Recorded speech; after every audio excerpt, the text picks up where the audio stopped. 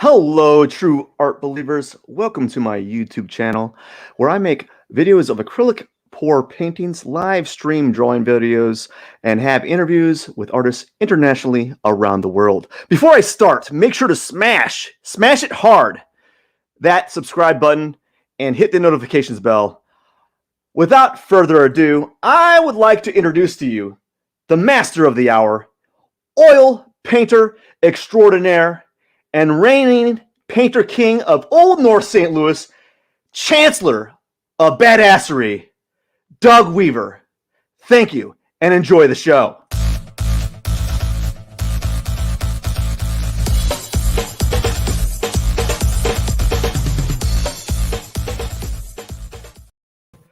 Doug, how are you doing today? I'm doing great. You're doing great. What's it like to be the chancellor of badassery? What does that mean to you? Most of the time it's great, but sometimes it's stressful. I feel like, chancellor of badassery, and that means that you're always doing the thing that you've set out to do as hard as you can, and without ever pumping the brakes. I think that's what it means. What are you doing right now that you're going full throttle in? Well, right now I'm working on this painting here. So this is an oil painting that's four feet by 12 feet long. So it's really big, and it shows 7 houses throughout St. Louis. Each house is in a different neighborhood, and in the basements of each house, there's some kind of activity going on, some kind of economic activity, small business. So I'm actually working with small businesses in St. Louis to model for this painting. Mm-hmm. So that's what these little things are here. So this is the biggest painting I've ever done. I've actually I've been heavy on commissions lately. So this is what I'm working on right now. This has been a really weird year and a half.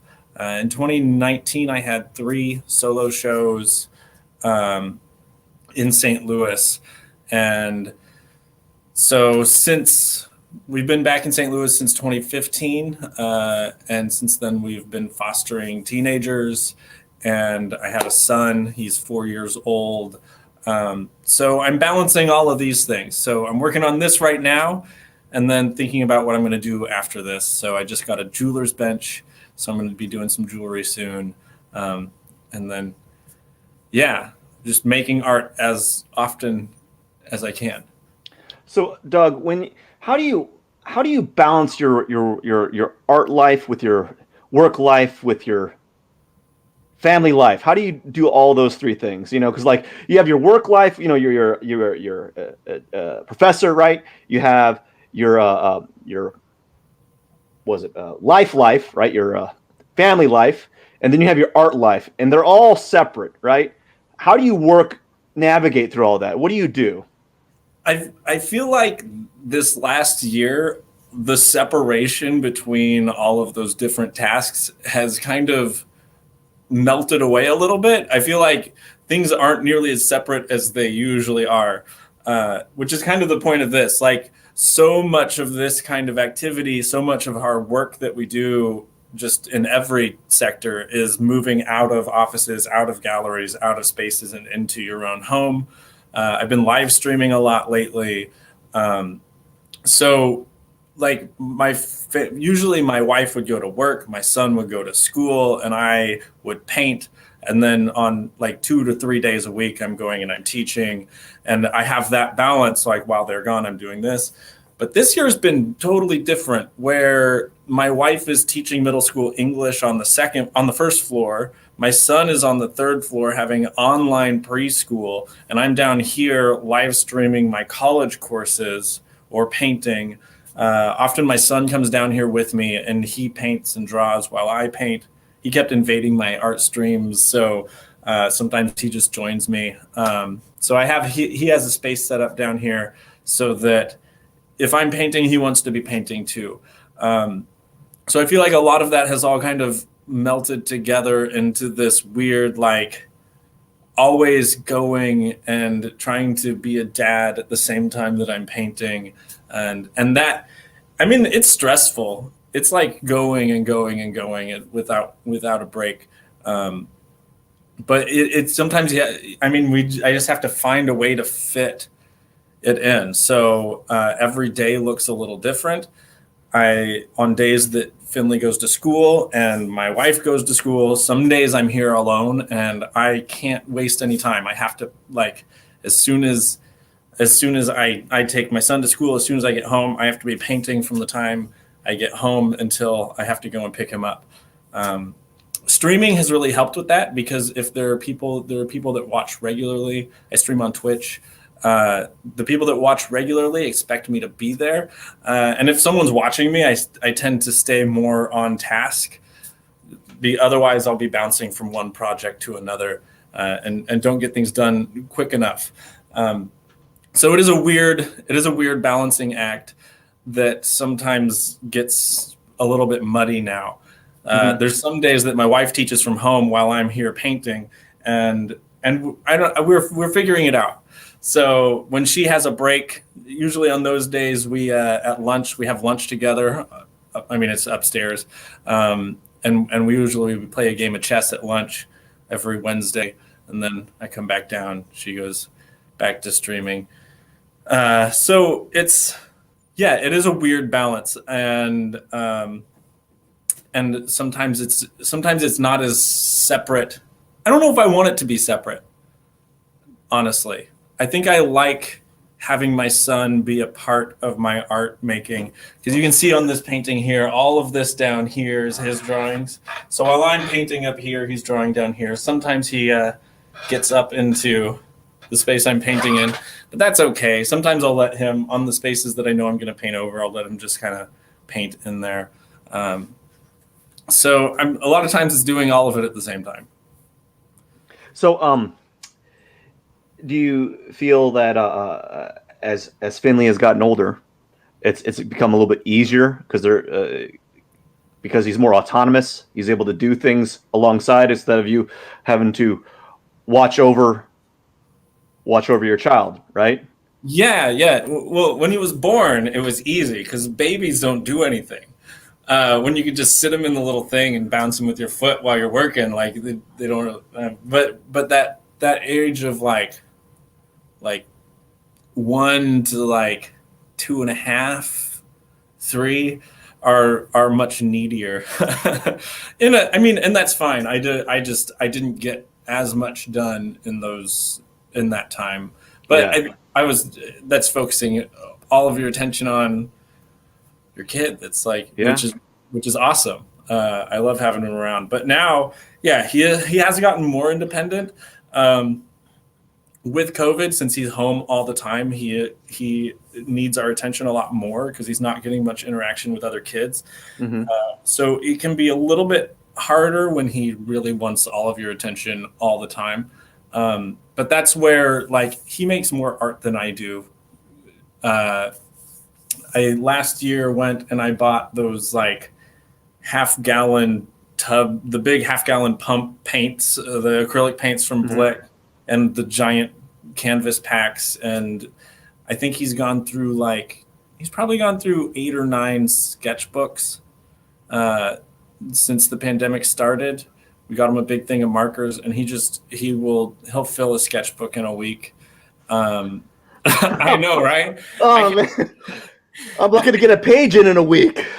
Right, and I'm thinking, like, I haven't had time to draw in a sketchbook outside of class. So, like, when I'm in class, I'll use my sketchbook for instruction a lot of times. But like, to just sit and draw in my sketchbook, who has time for that? Most of my drawing is done on here. Yeah, like you got to choose your battles. So, Doug, how are you landing these landscape commissions? What are you doing, right? What is your method for success for these pieces? It actually started with, well, I'm putting a lot of feelers out. I'm putting a lot of when I don't have anything going on.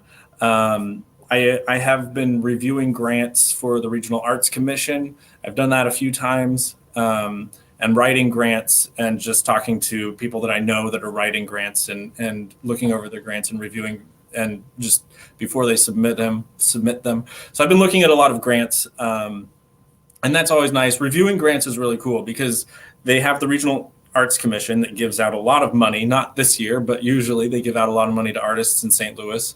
And if you're on the team that reviews the grants, you're kind of rating them in different categories on how well the grant is written and if that person should get funding or not. And you're on a team of people that does that. What's cool about it is that you end up reading through a write-up of all of these different arts organizations and artists in St. Louis, so that it's really good for getting familiar with what's out there and who's doing what. And it's all interconnected. Everyone knows each other. And then this commission, and I also got a commission last year for a hospital. Arch Designs is a company that helps organizations get artists to make paintings for their spaces. So they do a lot of office buildings, hospitals, that kind of thing. And then I apply for a lot of grants. I probably have applied for 5 or 6 last year. I didn't get any last year, but part of that is because when COVID hit, all the grant funding just dried up almost overnight. But it's still good to write them. Just write as many grants as you can, apply for as many things as you can. I remember at the same time I applied for this painting, there was a mural project for not the Foundry, whatever the new building that they're building off 64. I don't remember what it's called. There were mural projects for that. So I wrote up proposals for that. I've written proposals in the last year for Divided City with Wash U. Last year with Insight 2020, which I don't remember who was overseeing that. So I've written a lot of proposals for artworks that never got made, which I always find fascinating, that I have these files of like, this is a really cool project that never got done because I don't have, because it hasn't been, I need funding to do it. So I keep those, and whenever I see something open up, if I have a proposal that I've already made that fits, I can kind of tweak it and plug it in somewhere else. So it's just try applying for as many things as I can. But this one, they saw me on Reddit. I've actually sold more on Reddit than I have recently on Facebook or Instagram. There's a subreddit called r/St. Louis, that it's just a community of only people that live in St. Louis, and I've gotten several commissions from there. That people have seen me there. I've also done wall ball the last 2 years, which is coming up next month. So I'm going to be doing wall ball again this year. It's online this year, so I'm going to be doing live painting there. So I've been doing some live painting lately. I've done a couple of weddings where you paint the ceremony, and then in 2017 I did a live painting downtown. That was part of this Jason Stockley protests. And that was like 4 foot by 7 feet, I think. And then I did one, I don't even remember how long ago it's been, probably 1.5 years ago.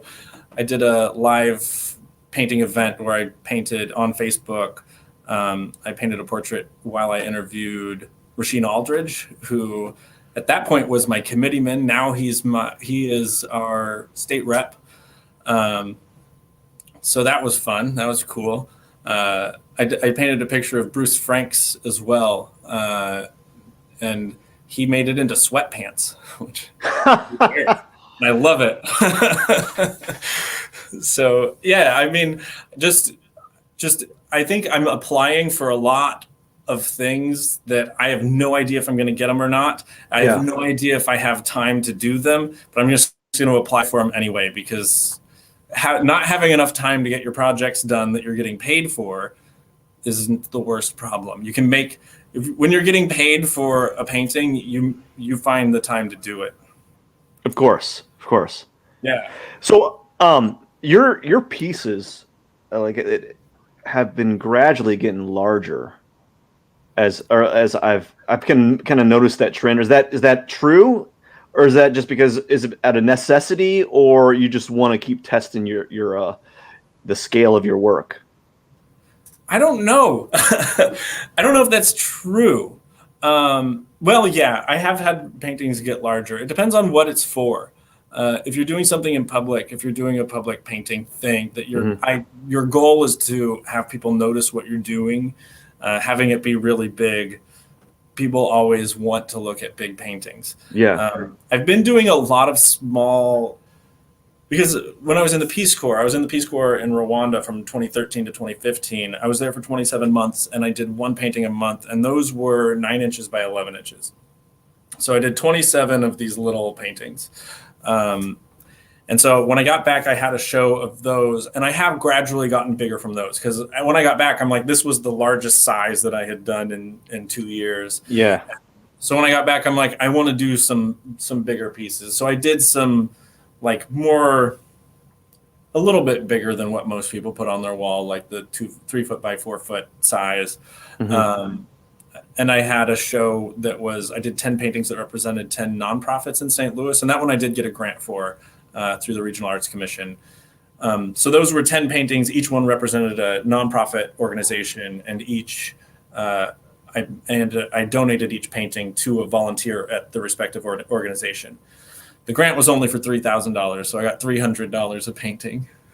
Woohoo! But that's fine. It was a cool project. It was something to do when I first got back, and then things have gotten bigger. This one's big because when you know someone is going to pay you, so I charge by the square foot. So when you know someone's going to pay you, you offer to make a big painting. So yeah, I wouldn't do something like this if I didn't know I could sell it. Because otherwise this would be hard it would be hard to find a buyer for something this big, because it's just so big. And I don't make prints. People tell me to make prints all the time. People ask if I make prints all the time. I just don't. I find it to be very counterintuitive to the way that I work. I make all of my own oil paints. I get my pigments as locally as I can. I make some of my own pigments. I get my oils from farmers in Missouri and Illinois. I get beeswax from a woman in Clayton, Missouri.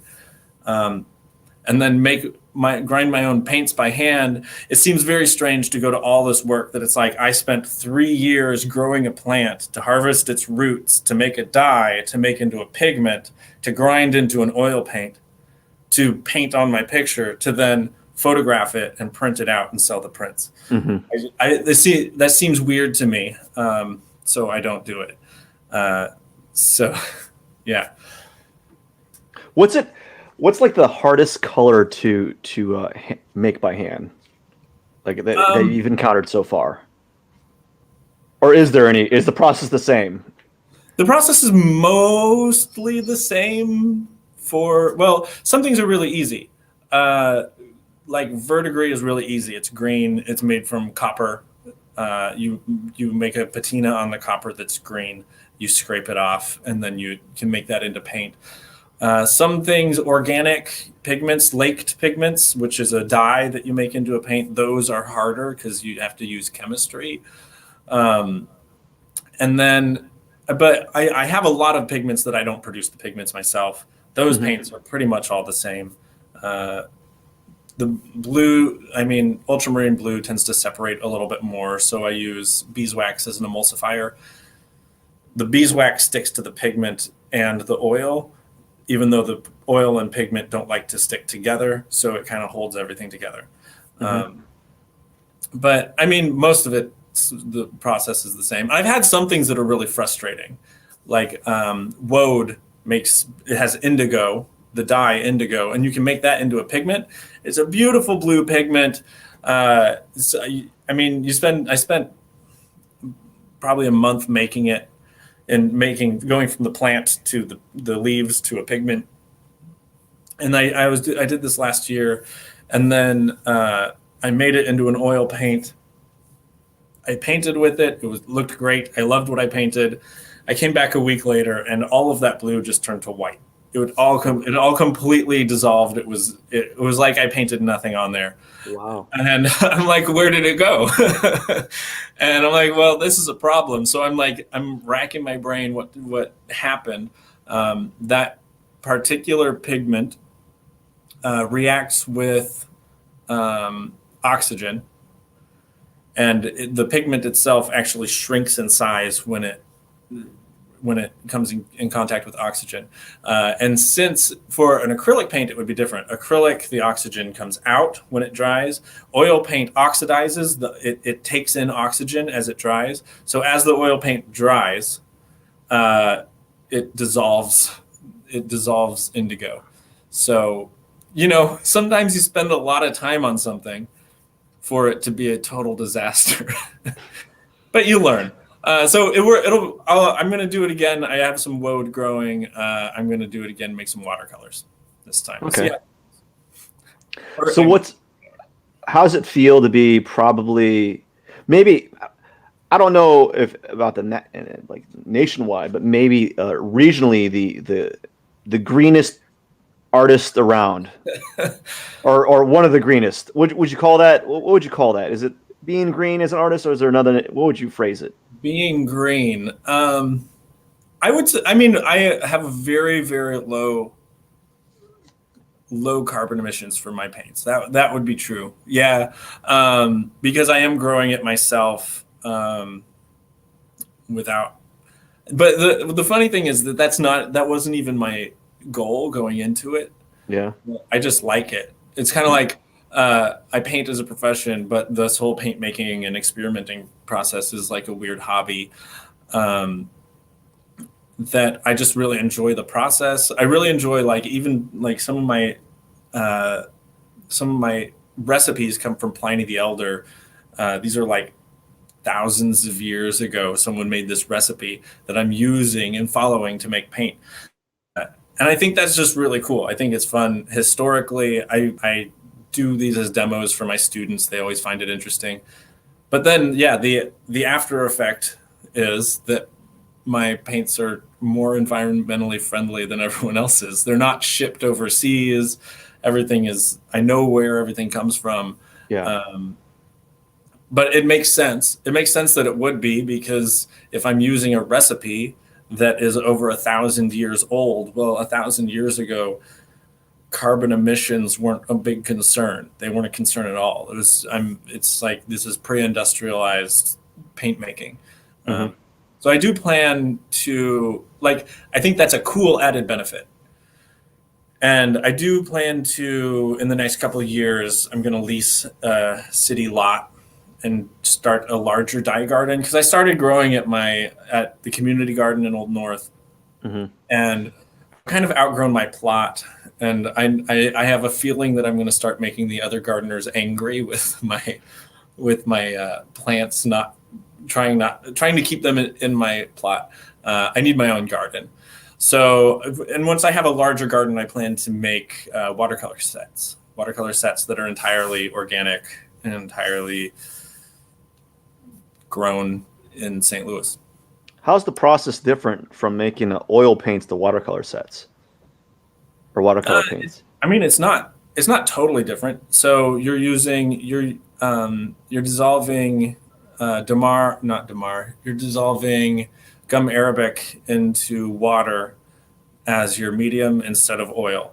But then after that, you're grinding it together just the same as you would oil paints. So you're just using a different medium. So what's holding it together again? The holding the watercolor together at the finished product? Gum arabic. Gum arabic holds it together? Yeah. Okay. And are you that I don't get locally, but I do have, if you'll bear with me one moment, I can show you, I have a tiny gum arabic tree here in my studio. Okay. I'm gonna grab it. So everyone just hold your horses. Doug's grabbing some gum arabic. Here we go. And there you go. So this is a tiny little tree. And so this is what gum arabic's made out of. It's the sap from this tree. Yeah. You obviously can't get any sap from this tree. It's very tiny. Um, Of course. Right. but my plan is to keep growing this tree as long as I can. It'll probably be about 7 years before I can get any gum arabic from it. Yeah. But we'll see. It's a long game. I don't know. In 7 to 10 years, I should be able to harvest gum arabic from this tiny tree. It'll be bigger then. We hope. We hope. We hope. So, And then I'll start propping. I'll cut pieces off and have more than one tree one day. um, where do you find this information? Where are you learning how to produce your own paints and finding the chemical background to them? Well, I learned how to make paint in Tim Liddy's. I don't remember what class it was. Survey materials, painting materials class at Fontbonne when I was in grad school, and I really liked it. So I started experimenting some in grad school. I remember when I was in grad school, I was living in North County, and I was gathering pokeberries because pokeberries grow wild all around Missouri. And they have these berries that the juice from the berries is this bright, pinkish purple. It's really, really vibrant color. I'm like, this is such a cool color. And so I gathered a bunch of pokeberries. I remember at one point I was gathering berries on the side of the road, and a police officer came by and he's like, "What are you doing there?" I'm like, "Oh, I'm gathering pokeberries from this plants." He's like, "Oh, I see those all over the place. Can you eat them?" I'm like, "No, you can't. They're really poisonous, actually." And he's like, "So what are you doing?" I'm like, "Oh no, it's fine. I'm an artist. It's okay."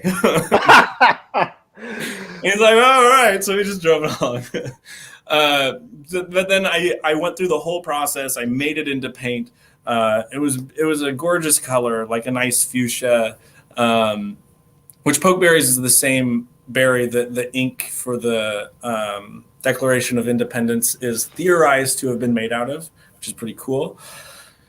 But I did something wrong when I made that paint. I've never tried it again since then, so I need to have another go at pokeberries. But it did the same thing that my indigo did. It faded to. I remember I was in Victor Wong's life-size figure painting class, and I started using this paint, and it looked great. But then the next time I came back to class, it faded. So Oh, wow. so it was a super fugitive paint. Fugitive means that it fades really fast. So that's where I started looking at like, okay, I need to look at what my pigments are. I need to look at what plants I'm growing and make sure that they are at least somewhat permanent and not dealing with really fugitive paints. But there's some beautiful colors that you can paint with and make great paintings, and then it'll be just a white paper in a month. So, are there any specific literature or books that you've read that provide you with some of the information? There is a really good book on dyeing. Most of the material that you can find is about dyeing, because this is a lot of people still dye yarn and fabrics to get different colors. But I mean, there's stuff on the internet you can find about how to make pigments. It's out there, and then just experimenting. But most laked pigments, lake meaning you made a dye that you are. So laking a pigment is basically making a chemical reaction where you're mixing an acid and a base, and the chemical reaction creates out of a solid out of a liquid. So kind of like mixing vinegar and baking soda that it foams up. But the goal is for the foam. The foam is actually a solid, for the foam to have an intense color. So that's what laking a pigment is. So most laked pigments are just, it's almost exactly the same process that you go through when you're dyeing fabric, but you don't put any fabric in. Strangely enough. So, Doug, what was art for you as a child? So my mom was I had a stay-at-home mom, and she always we had a well-stocked craft closet. So our kitchen, like we had the big kitchen table and then the pantry, but our pantry didn't have like cans of food and stuff in it. It was just full of like colored paper and markers, like bins of markers, scissors, lots of tape, just whatever craft supplies, pipe cleaners were always in there. So I would every day after school, this was when I was real young, I would just get into the craft pantry and just a lot of cutting paper and taping, which is something I don't really do much now. But most of my childhood, it was always cutting and building things out of paper. But I would get the like how to draw animals books from the library. I got those a lot. I grew up on those for sure. And then I think the first time I really got into painting was fifth grade. I had one of my fifth grade teacher liked art. His name was Mr. Platt, and he taught us how to paint with watercolors. And so I always painted. I painted in middle school and high school. I wasn't that good, but I did it. I was always one of those that I'm like, I'm never the best painter in the group that I'm in. Like in high school, I wasn't the best painter and I wasn't the best artist in my class. And undergrad, I wasn't the best artist. I went to Columbia College. I wasn't the best artist there. There were definitely people there that were a lot more talented than me. I got into Fontbonne University, great figurative school. I wasn't the best painter at Fontbonne. I know that. Albert Kuo is a much better painter than me. Probably still is. I'm sure he still is. And so it's one of those things that it's like I can think of people that I went to undergrad with that I remember they were a better artist than me. But when I compare our work now, I feel that I'm on a better path than they were then, than they are now, that we've progressed at a rate. And so I think some of it is just that I don't think I've ever cared. I don't think I've ever cared that I wasn't the best. I really only care about doing my next project being better than my last one. And my next project being bigger and more ambitious than my last one. I don't really care if what I'm doing now is better or worse than the people around me. I'm not a competitive person at all. I know this isn't really what your question was. It was about art when I was a kid. But yeah, I do think with my mom was really supportive with just having supplies available to me to experiment with and play with. And that's still what I do now. I'm just constantly experimenting and playing with the materials that I have. Do you recall your best piece that you made as a child, as a kid? As a kid? Like how young as a kid? 18 below or, middle school below, whatever you like. All right. Okay. Depends on your definition of a kid, Yeah. So I know my most memorable painting from high school was a painting of, we've nicknamed the painting Happy Jesus. It's a painting of Jesus. It's a painting of Jesus, but he has way too many teeth. Way too happy. It's an awful painting, but it's so happy you can't help but laugh when you look at it. And when I was in high school, I was dating my wife, but she lived in a different state. I painted this picture and I gave it to her dad as a gift, and so her parents still have it. They still have Happy Jesus. It's the most delightful thing. It's truly awful. So they always have it. They always have it somewhere in the house. But whenever we go there, before we leave, I try to sneak it into a more prominent location. It's like really on display. But I mean, it was the best I could do at the time. It was good enough. I know, but I mean, looking back, it was awful. I also remember. I don't remember drawing that much. I don't remember that many of my drawings from when I was a kid. Mm-hmm. I'm sure my mom has them somewhere. I've never thought to look. So, but I do remember drawing one time when when I grew up, my family went to church twice on Sundays. We'd go in the morning have lunch, and then go back to church again in the afternoon. It was like 5 to 6 hours of church every Sunday. And our pastor was the most boring guy in the world. So it was just him droning on, and I never listened to a word. And so I was just sketching. I would always draw in a notebook. But I do remember drawing a monster on a skateboard. This was when I was a younger kid that I was pretty proud of.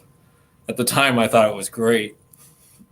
What if you think about it now? Do you still think it's great, or is it like awful in the same awfulness that you feel about your happy Jesus? Oh, it's horrible. I can remember what it looks like. I'm pretty sure my 4-year-old son draws better now. Doug, what's a day like for you? What's a typical day? Like, just average it out. Average it out. So let's say I get up. If I'm feeling ambitious, I'll work out in the morning. I actually find that the rest of my day goes better. I can think better. If I get some energy out in the morning. Back when we were in school together, I didn't work out at all, but I work out a lot now. So I'll work out in the morning. I'll either run or lift a little bit. I have a little gym on the second floor. And then I take my son to school. So I have until I need to take him to work out and get showered and everything. I take him to school. I'll either go to work at the school at SEBA, where I teach as an adjunct, or I'll come down here. Usually around 10:30, I eat lunch. I eat like breakfast lunch, and it's usually something that I can microwave real quick and eat because that's when I'm hungry. And then I paint. I live stream on Reddit and on Twitch. I'm Doug Weaver Art on both of those things. I paint until about 2:50. Because that gives me just enough time to go and pick up my son. And then after that, I have some time there that I hang out with my son and either run errands, go to the grocery store, or sometimes I will come home, and that's when I play with plants. I'll pot plants, plant seeds, whatever. Sometimes I bake. Sometimes I'm doing different things until my wife gets home. She usually gets home 4:30, 4 o'clock. If it's a day she goes to school, it's weird. It's really weird. And then we eat around 5. After that, I hang out with my son. We play games. We like board games. We play a lot of chess. And then we put him to bed around 7:30, and we watch trash television until we get tired. No. Sometimes we go in the hot tub. We have a hot tub. But right now it's too cold, so we watch more TV and play a lot of board games. But then I do have a lot of days that if Kirsten needs to get work done, if my wife needs to get work done, I will paint while she works. So sometimes I'll paint and stream in the evening. I almost never paint when I'm not streaming because I'll get distracted. So yeah, that's my typical day. So do you feel that like streaming has kind of like been a powerful motivator for you to kind of get things done when you're painting? It really has, and it never occurred to me to stream until I started teaching online. Because I was teaching online, I'm like, okay, I'm teaching art online. I have to figure out a way to do this. So I had to get a new laptop. That's what our first COVID check went to, getting a new laptop. And I'm already starting to do stuff I'm pushing it kind of to its limit with the amount of video editing I'm doing these days, with like videoing lectures, videoing like virtual field trips for students, things like that I'm going to need a new laptop soon again. But it's something that I can draw on the screen, which I think has sped my process up a lot. But since I already have the DSLR camera, I already have a lot of the equipment that I need. Just as an artist, I already have a lot of it. So I'm like, I'll try it. And I find that it does keep me much more on task. Otherwise, because I always kind of need some kind of input while I'm working. I'm a very social. It's like being a social person that's home alone working all day can be exhausting. Yeah. So normally I would listen to C-SPAN, but that's been overwhelming lately. The last 5 years.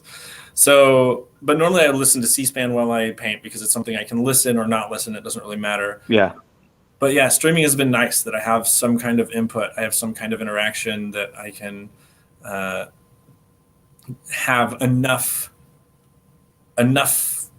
input to focus on what I'm doing. How often do you stream? It depends on the week, right? This term, I'm teaching 2 days a week. So the other 3 days I stream pretty much the whole day. So what in the morning and then again in the afternoon. So probably 6 times a week. Nice. Yeah. Nice. Doug, I'm super jealous. It's okay though. I'll get there. Doug, do you have any like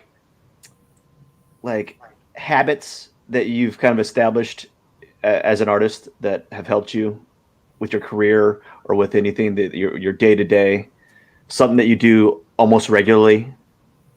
I think something that has been helpful for me is like pretend that every idea that I have is going to happen. Okay. And it just is a matter of time. And so if I have downtime, I need to develop those ideas and even start those projects, even if it's something that I'm not going to be doing yet. So obviously some things have a deadline, like this has a deadline, but a lot of projects don't have deadlines. And it's things like this little tree here that's like, it will be 10 years before it is able to do anything, if it's ever able to be used for any artistic purpose. But there's no reason not to just develop it, not to just go with it. Be like, yeah, it's going to happen.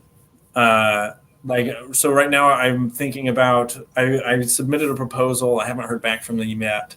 I have a project that I really want to do working with the St. Louis Chess Hall of Fame.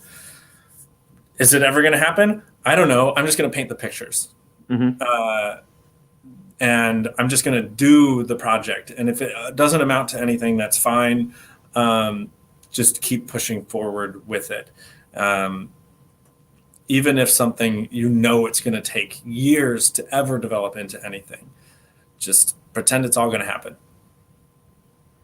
There's I think there's this giant illusion that from an outside viewer, when they see these paintings, a lot of people don't know how long they can actually take, even ones that aren't photorealistic, like large paintings, regardless of the level of detail, take a level of commitment and time that to the average person seems I guess unfathomable or like weird or odd. Do you think that's true? Sometimes people don't understand the amount of time that goes into it. I did a painting that I put in the Fontbonne alumni show just because I had it done, that I painted on this picture for 2 years.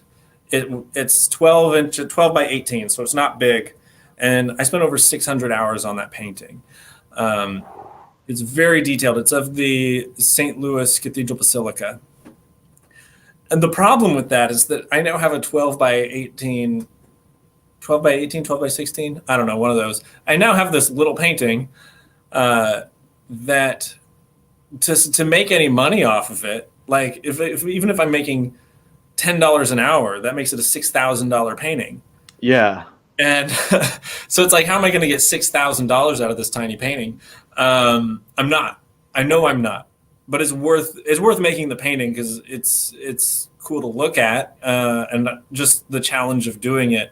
But it was one that, like, I've worked on it between other projects. I'm like, I have some time. I'm just going to focus in on this for a little bit.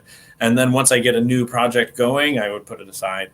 But I finally got it done. But then I'm like, I'm never going to sell it for anywhere near what it's worth, because it's hard for people to comprehend that, like, okay, this little painting is worth $6,000 because it took 600 hours to make. Yeah.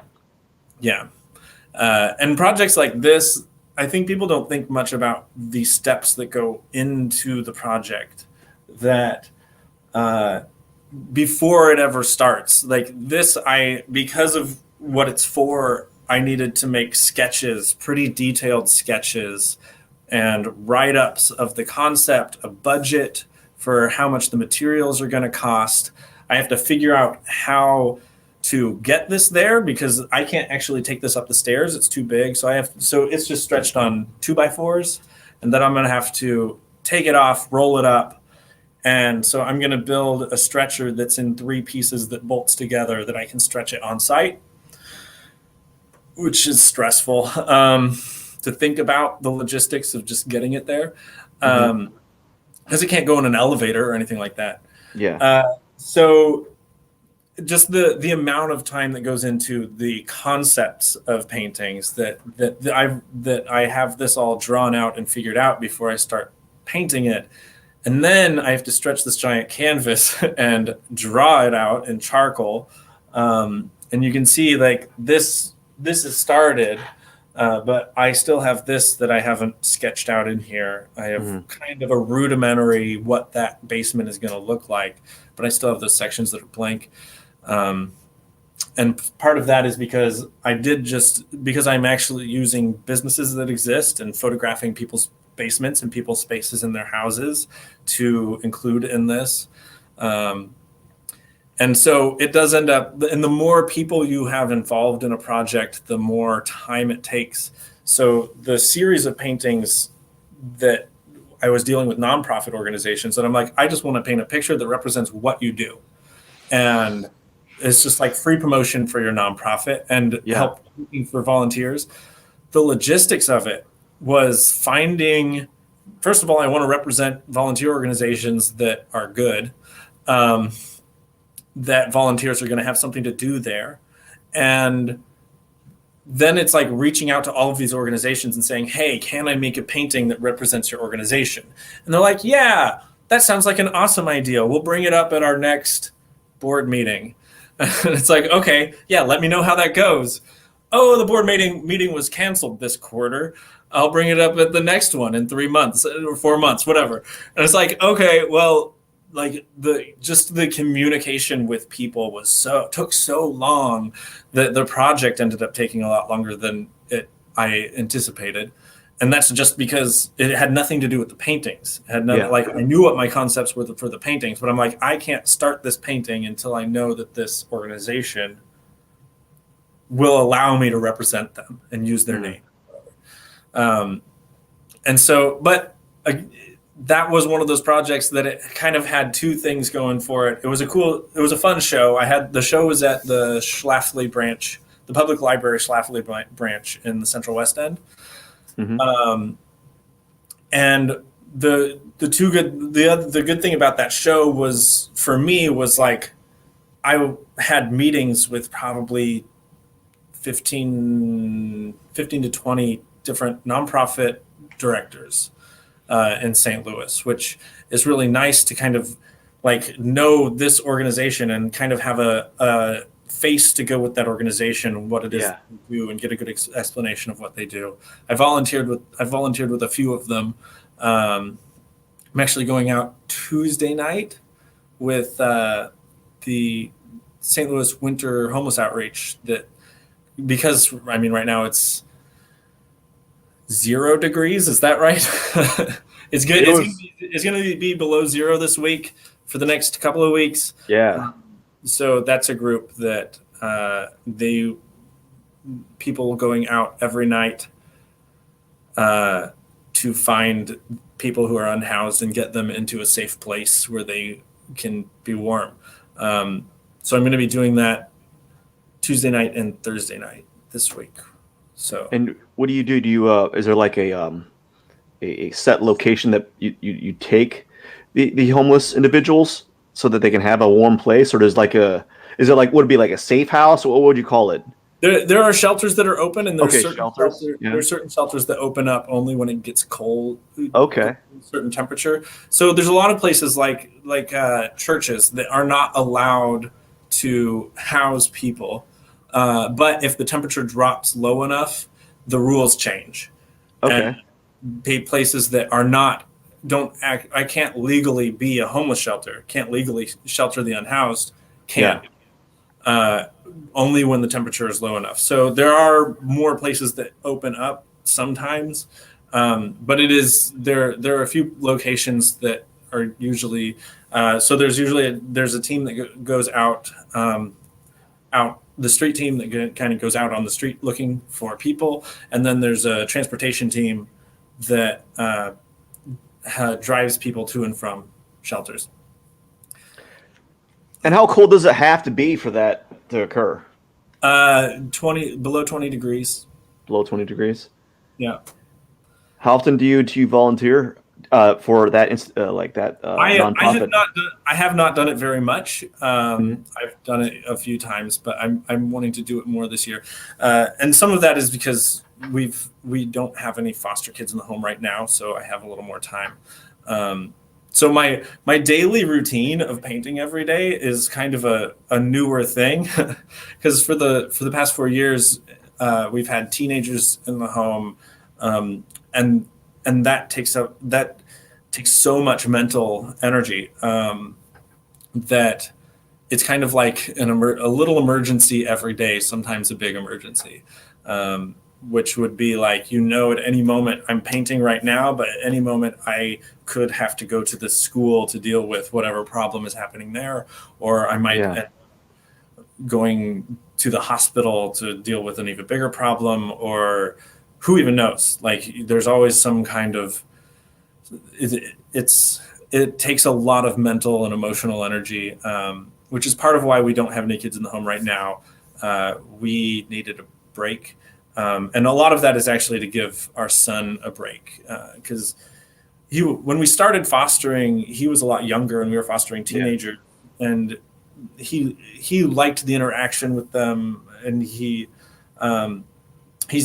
old enough now that some of the chaos of fostering is bound to impact him more right now. He's 4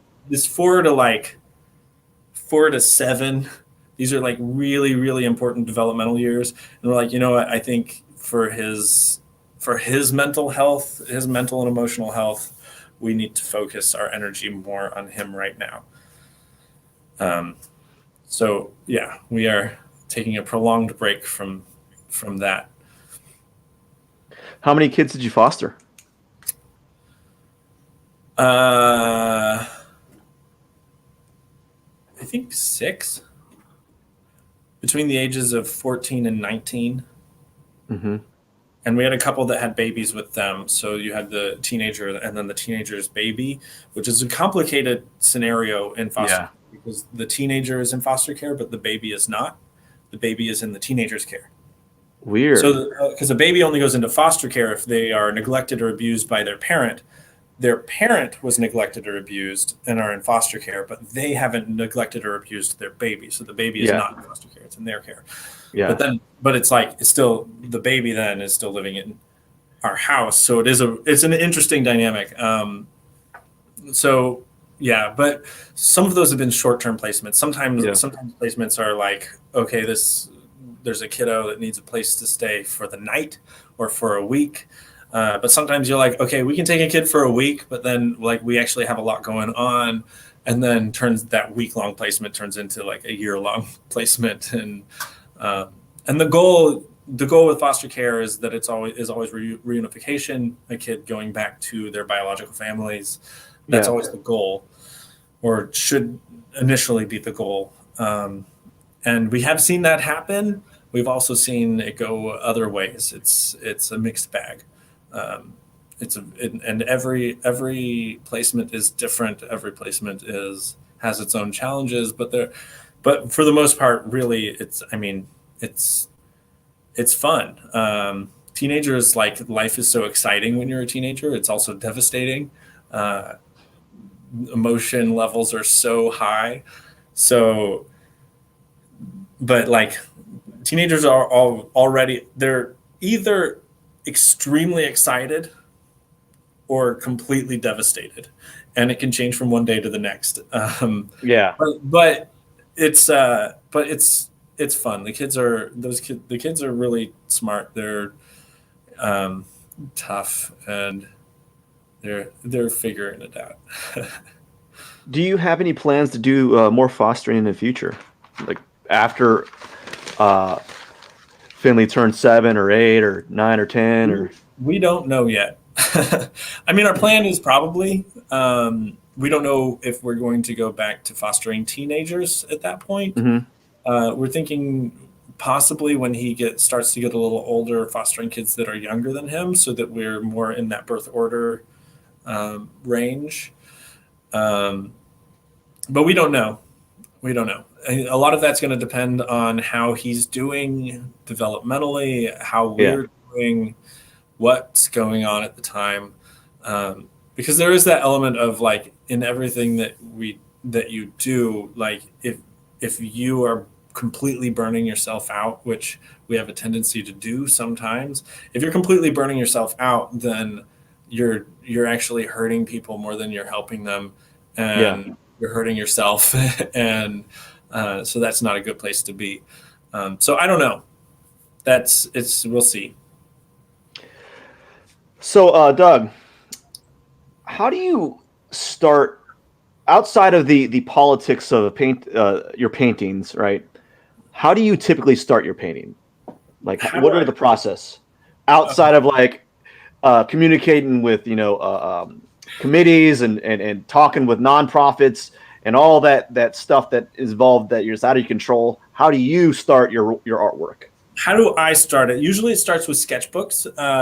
When I don't have anything going on, I just will sketch ideas. Sometimes I'll sketch the same idea over and over again for a year.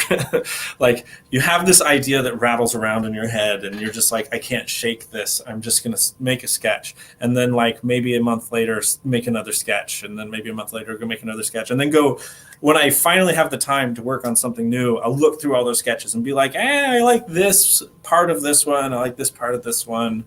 Maybe I'll gather some reference images to help me find some materials, what I think my subject could be. But then when it comes to I actually do a lot of planning in my paintings. But when it comes to the actual painting process, I mostly abandon those plans. But I have an idea of where I'm going. So it's taking charcoal. I always draw everything on the surface with charcoal, which this one's a little different, that I didn't do the whole thing at once, that I have these spaces that are blank. Because this one, really, this feels more like painting 14 smaller paintings because of the way it's laid out. Like each house I did one at a time. So it feels like, okay, I'm moving on to the next painting, even though it's still on the same surface. But normally I will just, with charcoal, make a big charcoal drawing that is what I want it to be. I spray that with a clear acrylic that will protect it so it doesn't smudge around. And I make an underpainting over that. So I've been doing my underpainting just in black. So I take black paint, I paint it over the whole charcoal drawing, and then I take cloth and wipe away the highlights. So I get kind of this grayscale version of what I'm going to paint. And then once that dries, I paint my color image over that. So, yeah, there's a lot of layers to it. Do you have any secret techniques with your paintings, with your work, that you think might be interesting to talk about? Secrets. Yeah.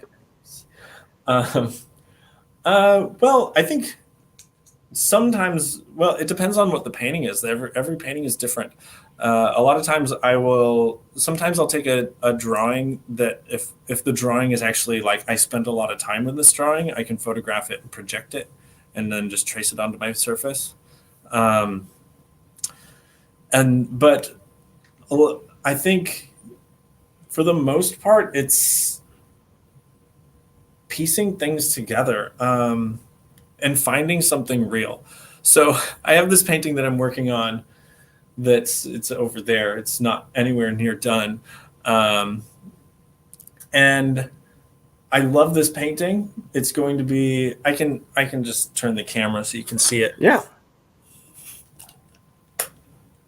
It's over here.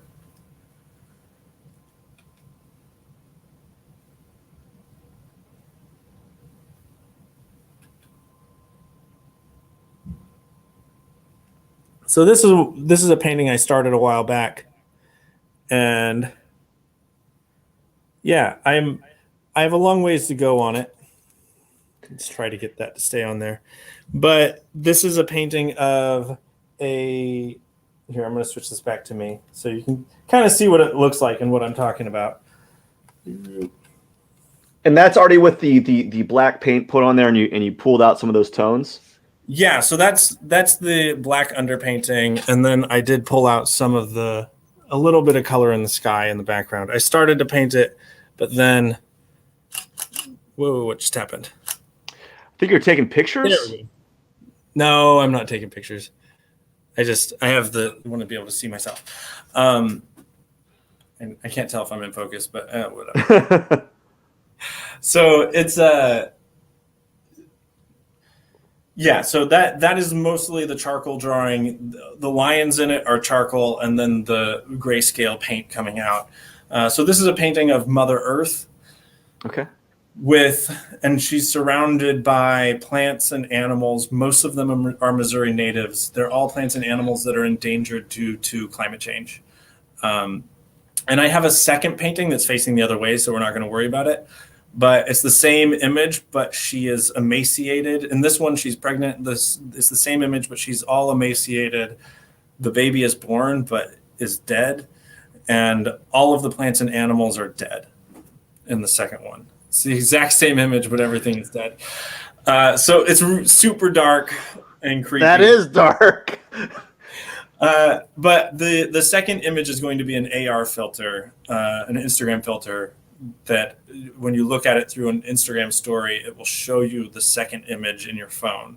So the awful one won't be on display. Only the nice looking one will be on display, where everything's alive and happy. But when you view it through the filter, everything will die.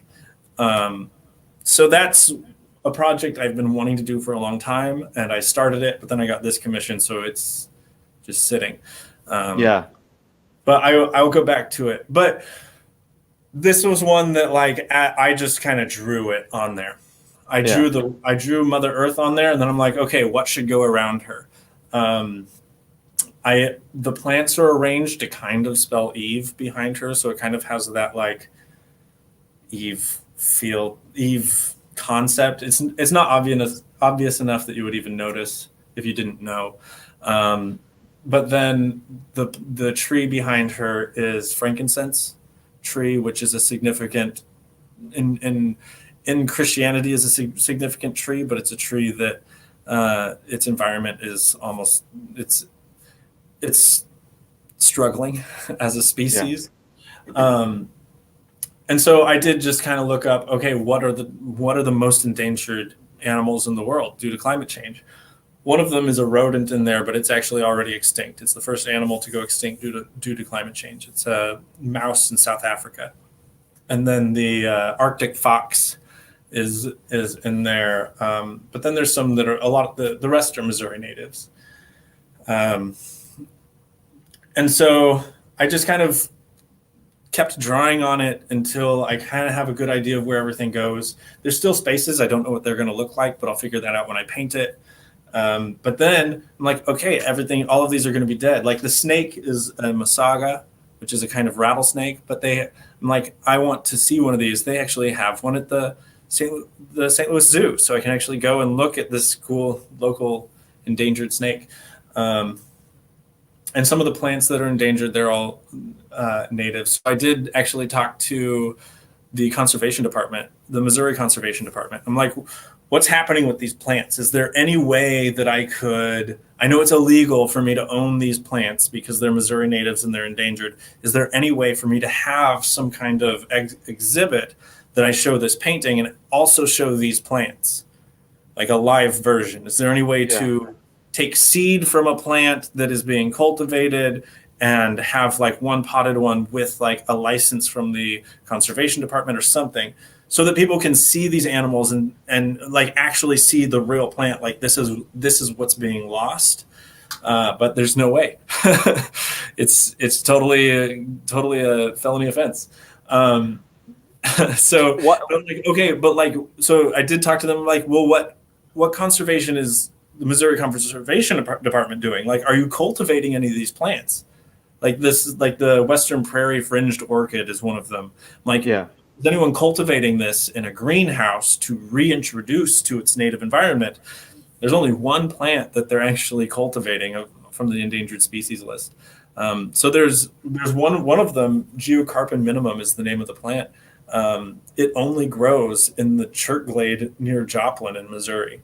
That's the only place it is in the whole world. And its environment is getting much smaller all the time, and no one is conserving it. There is no effort to keep it alive. There's no effort to grow it outside of that environment. So once the environment is gone, it'll go extinct.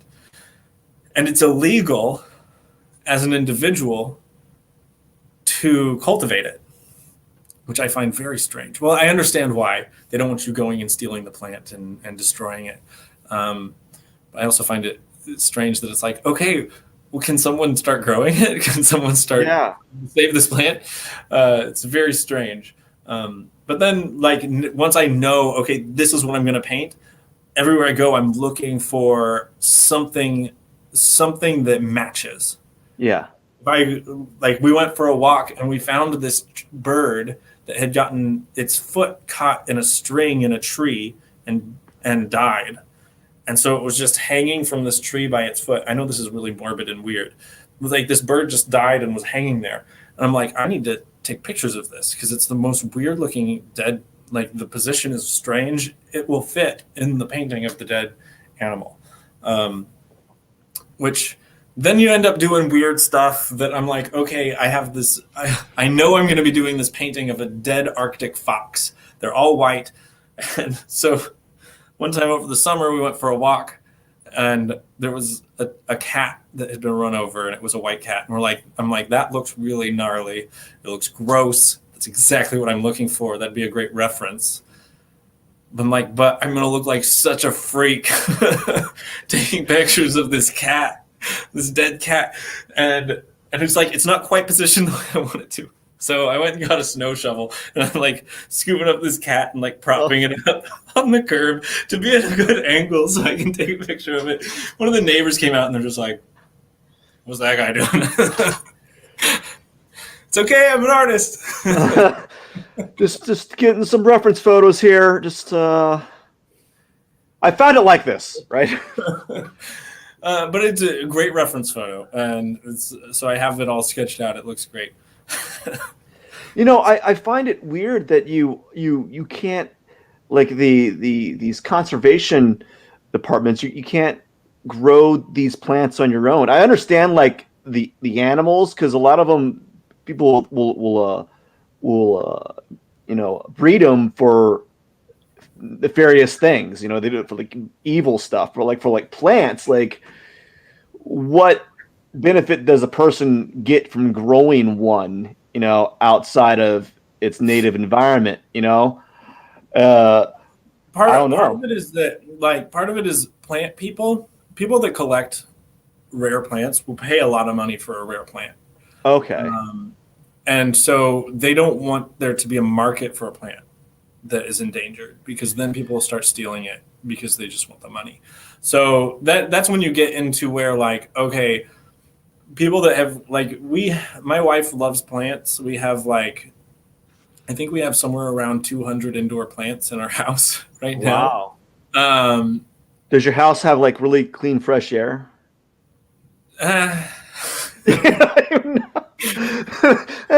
Baby.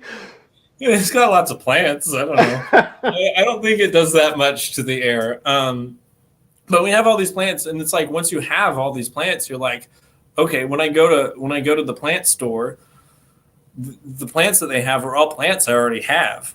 Yeah. So I need a cooler plant. I need cool plants that nobody has. And And so that's when you get into these like $200, $300 plants. And when you get into things that are endangered, those are where you start to have like thousands of dollars for a plant. Wow. Because they're extremely rare. Yeah. And so that's what they don't want you to do. They don't want you to start growing a plant and being like, oh, I mean, it's weird having a black market selling endangered plants, but and it's not illegal to own endangered plants. It's illegal to own endangered native plants. It's the same as animals. Like, Okay. it's illegal to own native wild animals without a license. Mm-hmm. So you can't have a pet. You can't just breed possums without a license because they are native. Mm-hmm. So I can't have an endangered plant that is native to Missouri, but I can own an endangered plant as long as it's native to South America. Mm-hmm. Or native to Africa, or native to Asia, or native to somewhere else. So that's where, as long as it's not drugs, then I can't. Yeah. But yeah, so that's part of it. They don't want people doing things. And I think the conservation department, the reason they're not doing much themselves is because it takes money and time and energy that they don't have. So their priorities are with, I don't know what their priorities are, to be honest. I think their biggest priority is preserving the natural environment for the plants, not preserving the plants themselves. So not preserving individual plants. So preserving the chert glade in Joplin. So if you don't know what a chert glade is like, it has something to do with the rock that's on the ground. But like 95% of the Earth's chert glade is in Joplin, Missouri. There's one big chert glade there. And so it's a very unique environment. And so their goal is to preserve the chert glade, not to preserve this one plant that grows in the chert glade. Mm-hmm. But the chert glade is shrinking every year because of houses growing up and the things that are happening around it. So that plant, I mean, it very likely will go extinct.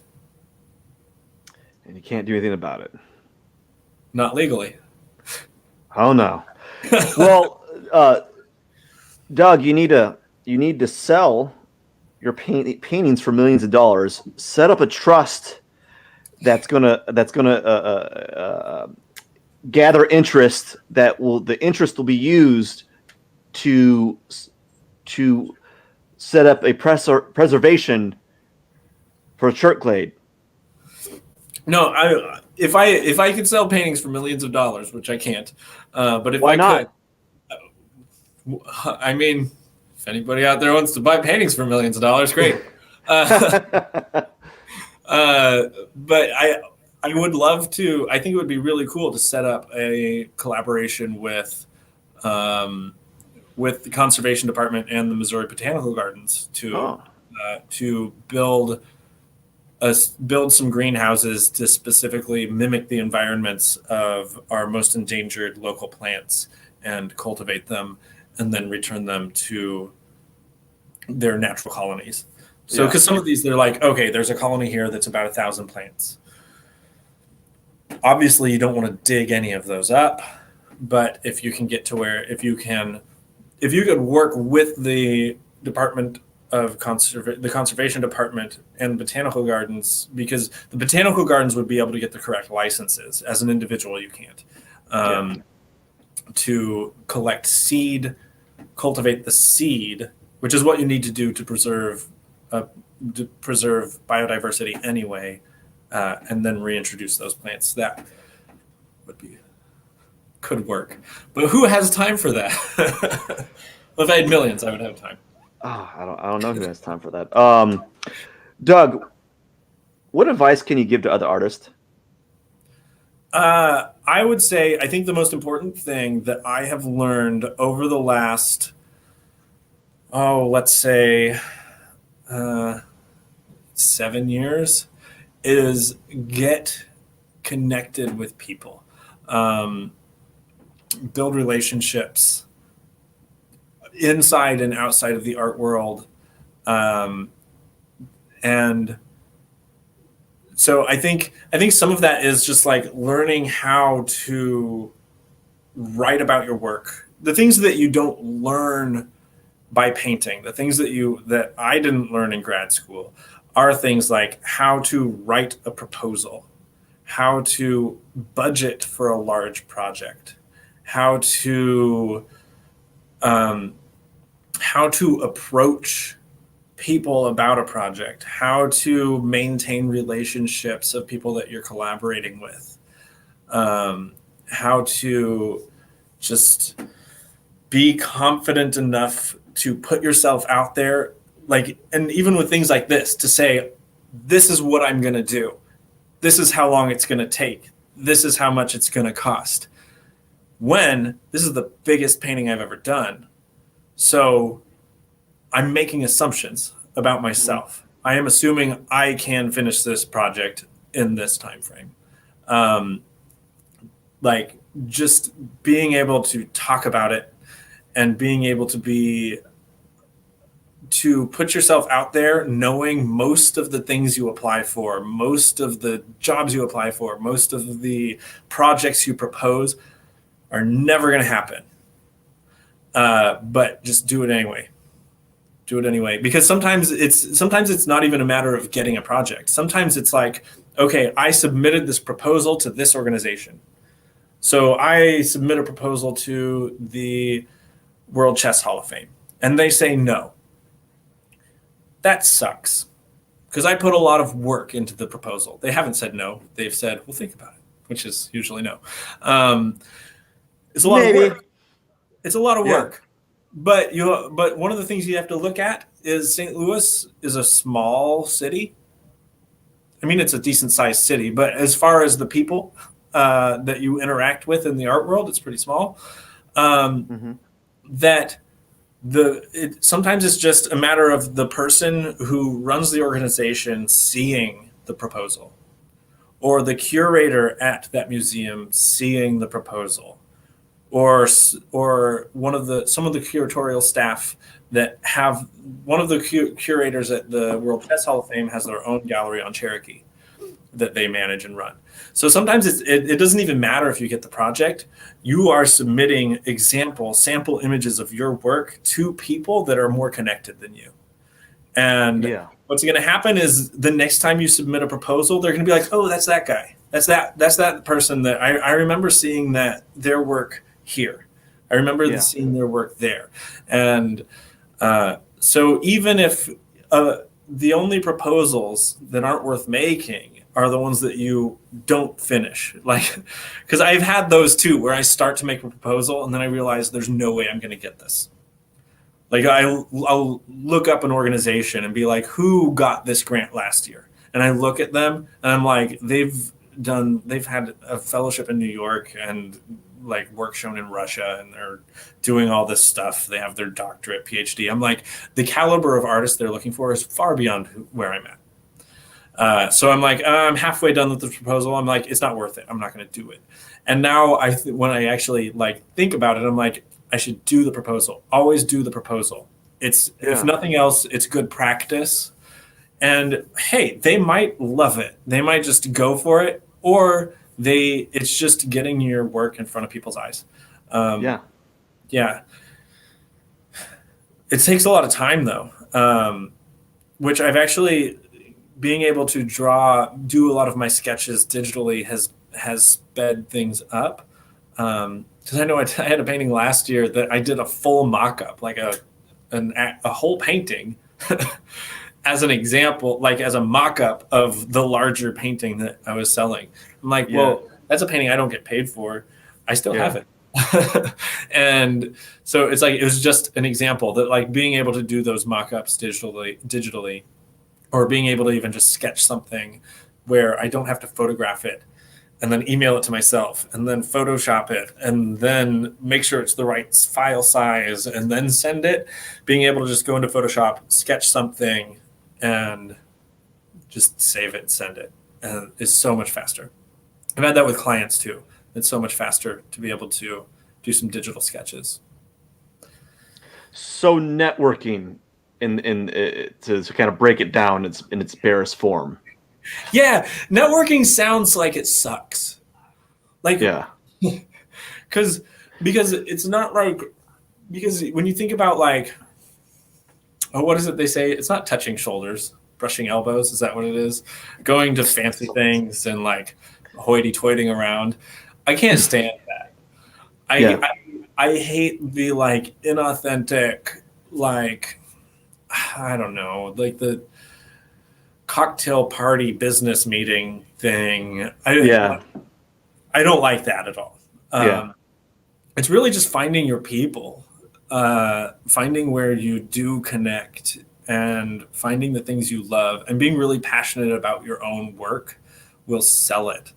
Uh, yeah. So, like, there are those people out there that they're trying to network too, and they also don't know what they're doing. I don't think any of us know what we're doing. So Fair enough. networking sounds really lame, but I don't ever think of it as networking. Actually, I don't think I've ever thought about that. That's what I'm doing. So much as like I'm just always exploring options, exploring ideas, and anytime I can explore an idea with someone else. And I actually had a project that I proposed in 2019 for Insight 2020. I proposed a project to build 4 brick walls downtown St. Louis with a mural on both sides of each one that followed 2 families, a white family and a black family that were closely like related in their story. It's kind of like a narrative that follows these 2 families through 4 centuries of St. Louis history. Is that right? 4 centuries? That's too many centuries.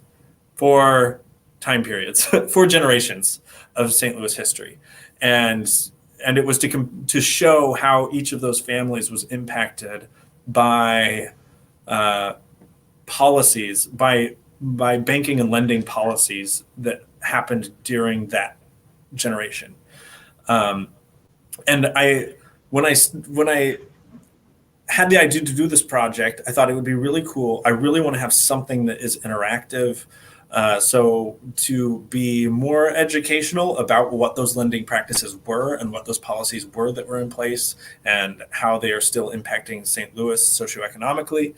And so I was like, okay, let's make this an augmented reality thing.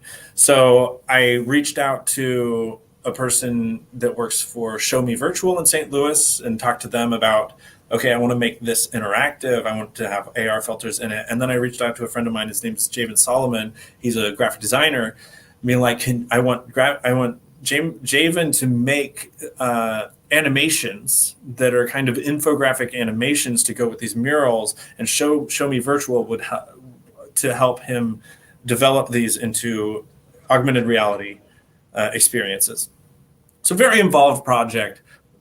Like, it was a huge proposal that had lots of documents, lots of images, videos, all of this stuff. A lot of work went into it. We didn't get picked, which is fine, because Insight 2020 got canceled because of COVID. So I'm glad we didn't get picked and that I wasn't investing all of this time and energy into a project that didn't happen. And I would still like to do some version of that project at some point. But what ended up happening, we had lunch. I had lunch with both people that would be on with the project. We figured out that like the budget would be equal payment for all 3 partners. I think it was like a week and a half ago, Javen Solomon and Show Me Virtual did a project together, which I think is really cool. They did an augmented reality concert. So there was a musician that performed a concert that Javen made animations for, and Show Me Virtual made it into an augmented reality thing. So it's like I did a lot of networking, I did a lot of work and groundwork for this project. The project never happened. And then the 2 partners that I was going to work with did end up doing a project together, just not with me. But that's fine. it's really cool, actually. It's like, because they didn't know, like, just being able to see like these two people didn't know each other. I introduced them, like I knew them both separately. I introduced them, we had lunch together, and now they're making art together. They're making, that's in a completely different realm of the artwork that I'm doing, because it's all digital.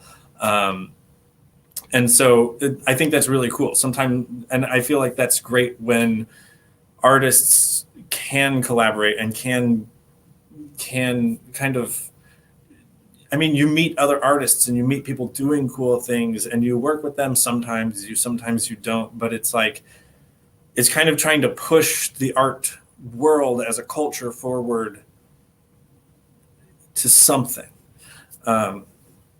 Yeah. So I 1 second, we get a little echo here. Do you hear that? I have an echo going on right now. So it's going to be quite distracting.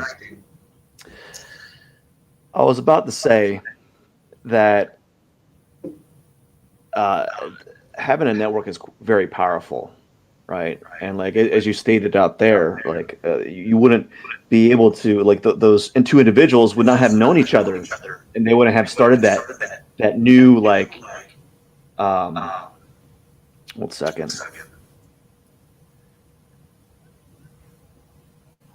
I'm getting a lot of reverb.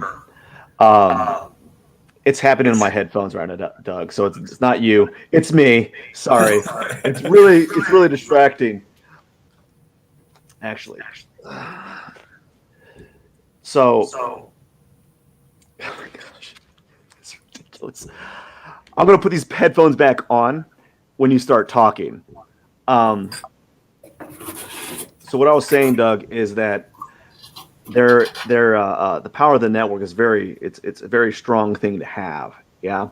And what I wanted to ask is, do you kind of express that idea to your students about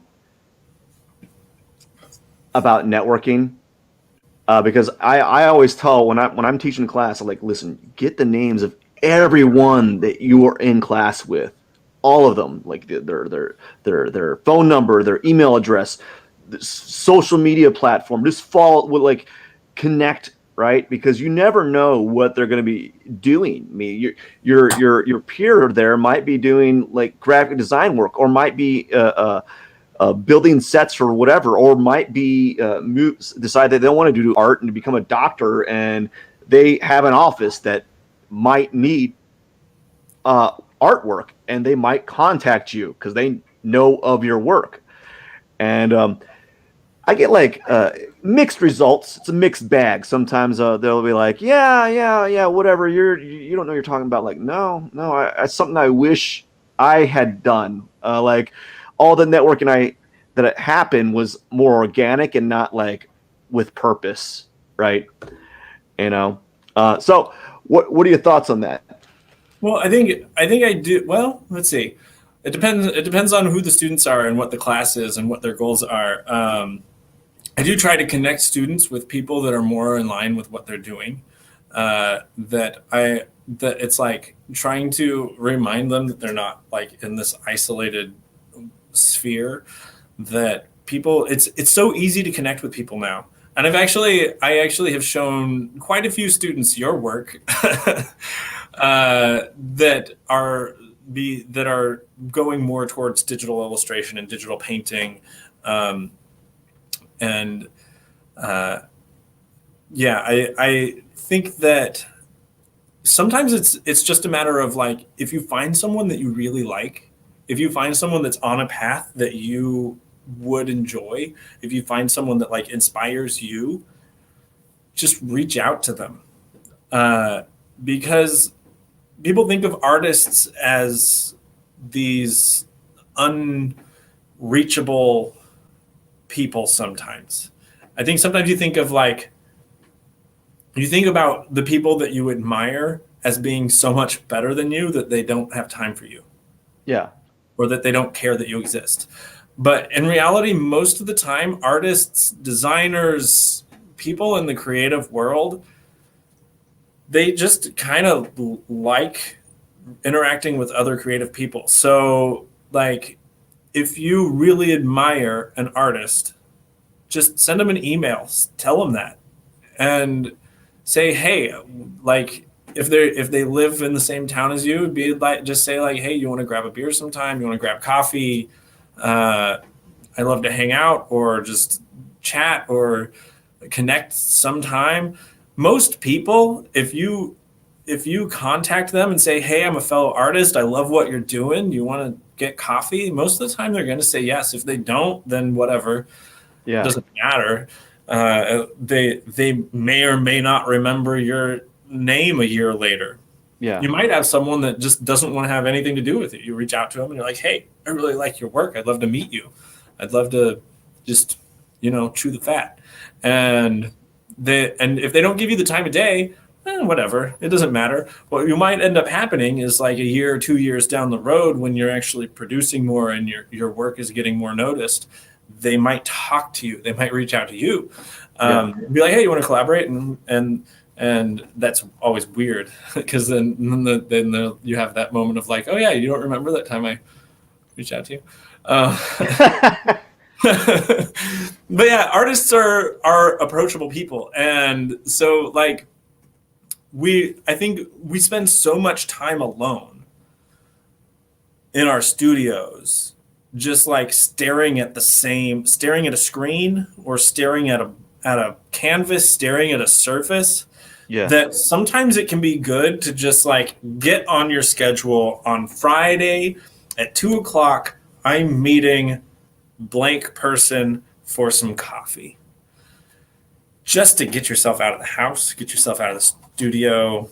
Well, most of the time you don't want to get yourself out of the studio, but if you don't have anything pressing, it can be really good to just, even if that person doesn't have anything to do with what you're doing, just finding people that you admire their work, finding people that seem on a similar path, and trying to connect with them. I totally agree. With that. It's kind of funny when you said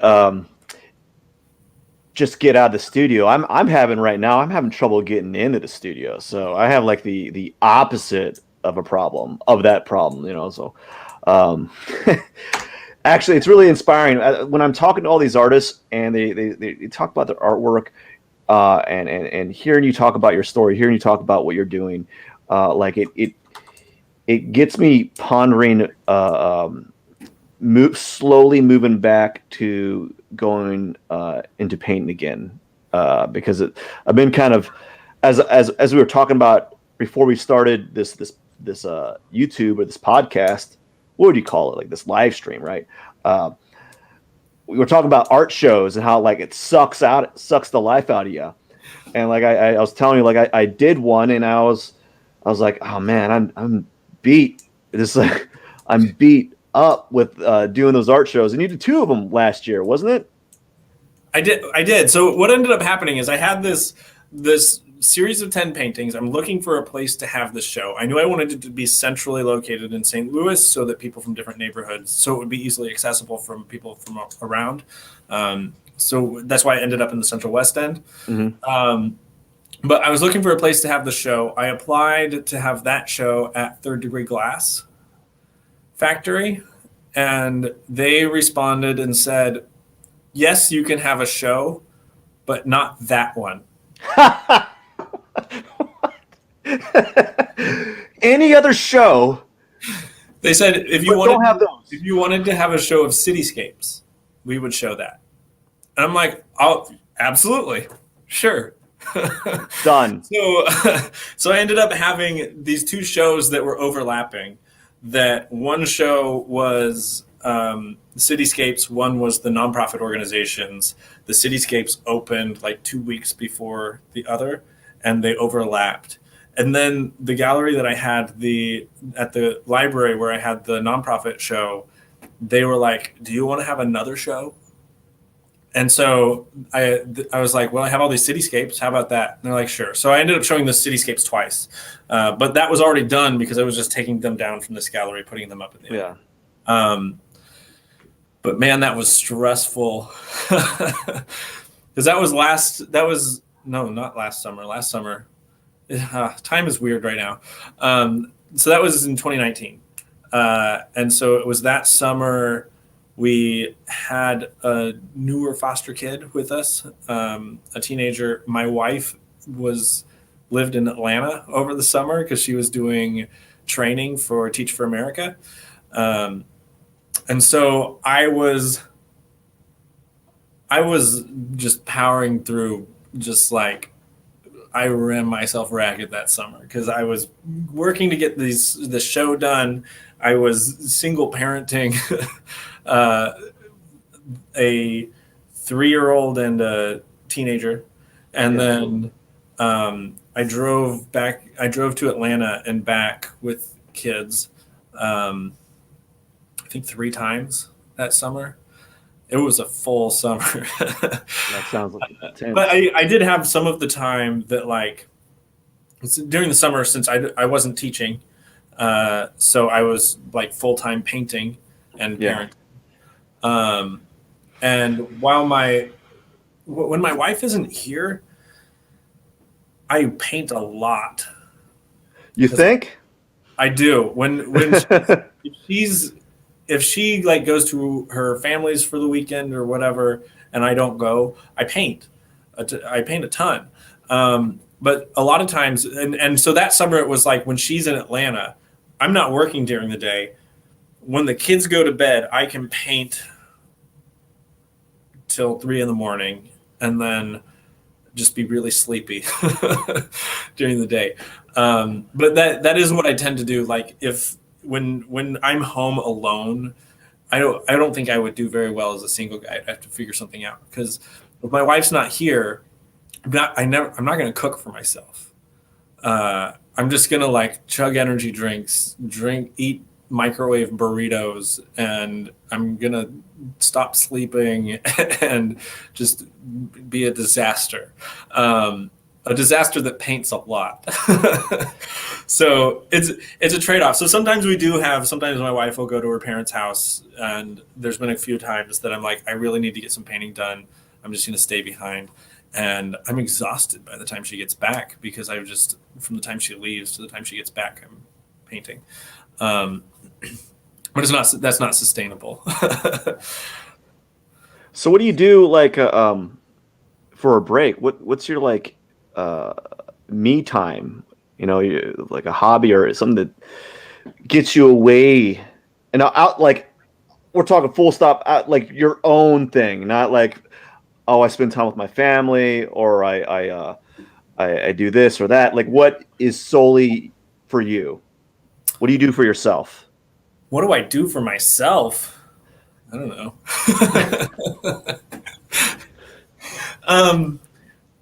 No, I mean, what do I do for myself? I'm rehabbing a house.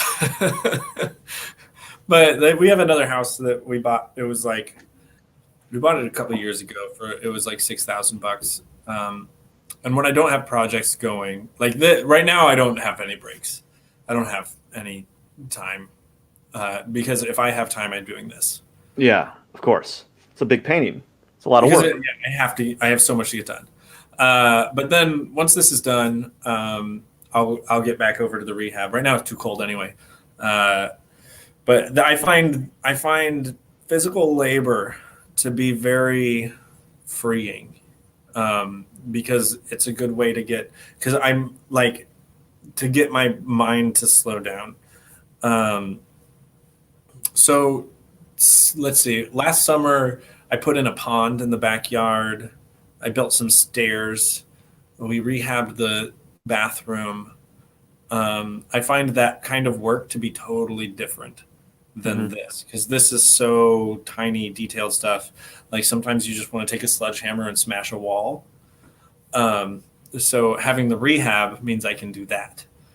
And it's nowhere near done, but that's okay. It's kind of, I plug away on it. It's closer to being done than when I bought it. So yeah, it has all the walls are standing now. And it will soon have a floor. So improvement. Yes. Baby steps. Yeah, do you play Peter Gabriel's Sledgehammer while you work? I don't. I don't even know the song, but I'll look it up. I usually listen to Drowning Pool. Okay.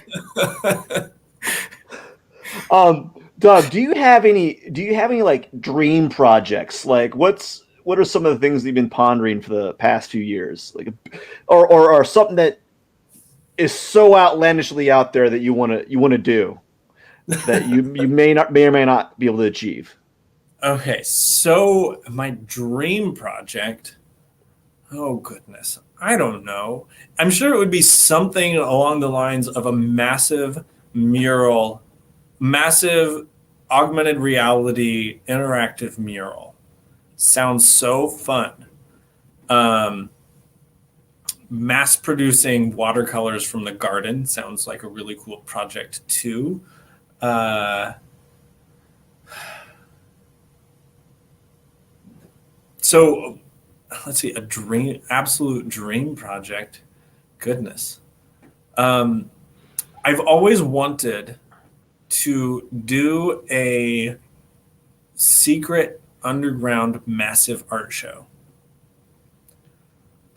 So, but if I talk about it, then it won't be a secret. But like a like getting a group Speakeasy? of sort of like a speakeasy, but like getting a group of artists together to be like, let's just do a massive show that has no curator. It has no institutional funding, no like established space, just something big and cool. And like every artist is responsible for their own space within this larger space, and like doing like a it's so secret everyone knows about it type thing, Mm-hmm. um, and just creating a lot of hype and just having a big show where there is no commission, there is no organization behind it. Not like it's not organized, but Yeah. no, it's just artists making art and presenting it in an underground cool space. So wanting to like rent a vacant building, and just really go nuts. I Or think you that could just sounds really fun. trespass on a vacant building, and go nuts. Yeah. No. Nah. No. No, not a good idea. I'm not going to say that I've never gone in any of the vacant buildings, for making sketches, taking pictures for Yeah. references and stuff. Um, but if you anything that you invite people to, you don't want to insurance and all of that. Yeah. Too Yeah. much. But yeah, Um, that sounds fun. Doug, Yeah. do you have any life advice or words of wisdom that you'd like to share?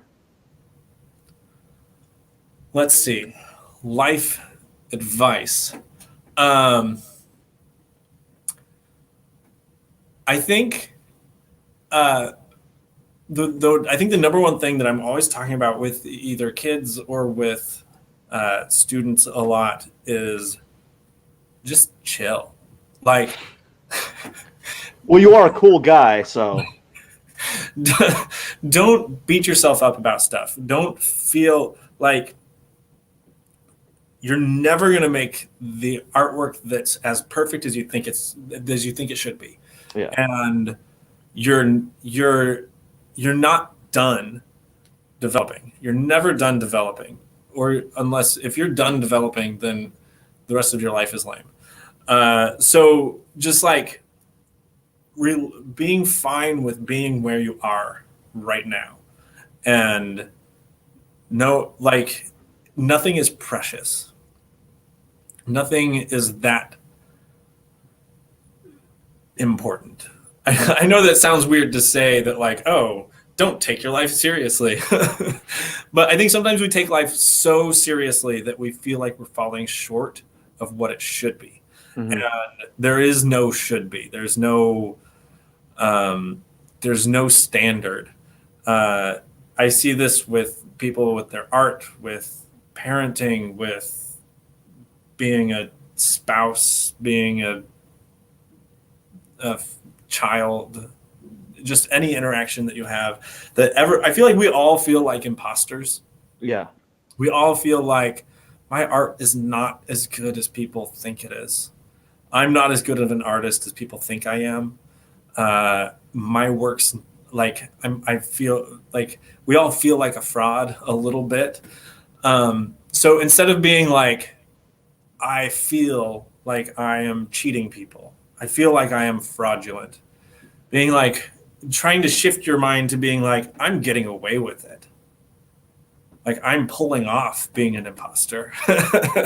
And like, I think something I've realized is the people that you think have it together and you think know what they're doing have no idea what they're doing. They just keep doing it though. So just keep doing it. Even if you suck, just keep doing it. And just, if you're gonna suck for a long time and be happy about it. Like, so yeah, just don't take yourself too seriously. Don't take your work too seriously. Just push forward and don't worry about if it's good. Don't worry about if it's bad. Put yourself out there. I think part of life that is hard is being willing to not be good enough. Be willing to have people hate you, and be willing to have people hurt you, and be willing to have people judge you, and just that's okay, and just feeling like that's okay. Because I think that's what makes us human, is like our ability to to know that we're going to fail and just do it anyway. Yeah. And just fail most of the time. If you fail most of the time, you'll do fine the rest of the time. Well, that's interesting because like in like with art specifically, like as you kind of stated out there, like we have this false assumption of what is a good piece, or what the standard is for art, right? There's like, I guess, guidelines, but it's not like the standard. There is no standard. There's no like clear cut definition, you know. I guess what happens with like younger artists, or just art students, you know, they see a certain genre of art that they aspire to be, and that's the standard for that art, maybe. And then because they're not meeting that standard, there's this disconnect. They get disenchanted, or they get down about it, or something like that. But what they don't see is what you've been kind of talking about this entire time, is like those artists that they aspire to be. There's years of work and 6 to 8 hours a day of drawing, or however many hours they allocated, and there's this, they want it now. They want that. I'm like, I want to put like 30 minutes in, and why am I not that good yet? You know, I worked real hard on this. I spent like 10 minutes on it, and it's really not as good as that person's. You know, there's that huge disconnect. And also, as you said, like, fake it then make it. You know, just keep working at it, and you will improve over time. At least that's what I usually say. You know. Yeah, I knew an artist in undergrad. He was an adjunct professor. His name was David Spears, and I remember him telling this story about faking it. That he's like, he found someone. He's like, I need work. I need work as an artist. And someone came to him and they were like, I have a stump that I would like to be sculpted. I want a chainsaw sculpture. Can you do that? He's like, yeah, sure. I can do that. And he's like, I had never touched a chainsaw. But he's like, I'm going to make this chainsaw sculpture. I'm terrified. I have no idea what I'm doing, but they're paying me, so I'm going to do it. And so he's like, I learned how to use a chainsaw. I borrowed one from a friend, and I made this chainsaw sculpture. It was okay. It wasn't great, but the person liked it. Yeah. I got paid for it, and now I know how to use a chainsaw.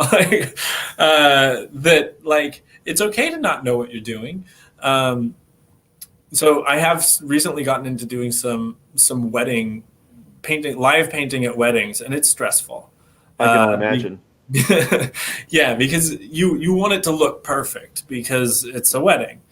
Um, but I charge $500, and I paint during the reception. I paint during the ceremony, capture as much of the ceremony as I can, and then finish it during the reception. Mhm. And if I need to, I can take it home, and finish some things, fix some Yeah. things. Um, but it's like, well, it's $500 for 3 hours of work. Yeah. That's not bad. Not bad. But man, is it stressful because everyone's watching, everyone is in your business, and during the reception when you're painting and everyone's a little bit tipsy and they're really open about everything to you while you're working. There's stressful paintings to do, and I remember the first one that I'm doing. I'm like, you have to be confident this is a thing you can do. Yeah. And sometimes it is like, I know that there are things that I could do, but I've never done them. Yeah. Like I've never done a mural. I know that I could do a mural, but I've never done one. So no one's going to hire a muralist that's never painted a mural. Yeah. So it's the same kind of thing. Like sometimes it's like, to actually get the job that you want, you have to just do it and pretend you know what you're doing. But that's also but you also don't want to like oversell your abilities. So yeah, those paintings, but it has helped. I've done several live paintings and other events, so I've had a lot more practice at this. But that first painting came out well, and so far I've only done two weddings, but both brides have been happy, and that's all that matters.